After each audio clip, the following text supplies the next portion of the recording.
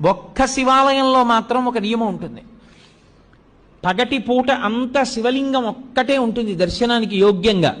సాయంకాలం అయిపోతే సాధారణంగా కవచం పెట్టేస్తారు. కవచము అంటే రూపాన్ని పెట్టేస్తారు. ఒకసారి కాని శివలింగానికి కవచం తొడిగారా ఇక మీరు నంది యొక్క శృంగముల నుండి చూడకూడదు. అలా కాని కవచం తొడిగి లేదా మీరు తిన్నగా నిలబడి శివలింగాన్ని చూడకూడదు. అప్పుడు చూసేటప్పుడు మాత్రం మీకు అదృష్టం పండిందని గుర్తు. కవచం పెట్టకముందు మీరు శివాలయంలోకి వెళ్ళారంటే మీ భాగ్యం పండిందని గుర్తు. ఎందుకో తెలుసా? ఈ సమస్త ప్రపంచమునందు కేళి చేసే శివస్వరూపం దర్శనం అవ్వాలంటే నందీశ్వరుడికి ఆయన ఇలా ఉంటే మీకు ఎడం పక్కన నంది ఉండేటట్టుగా వచ్చి మీ ఎడం చేత్తో ఆయన యొక్క పృష్ఠభాగంలో అవయవాన్ని ఒక్క లిప్త కాలం పట్టుకోవాలి.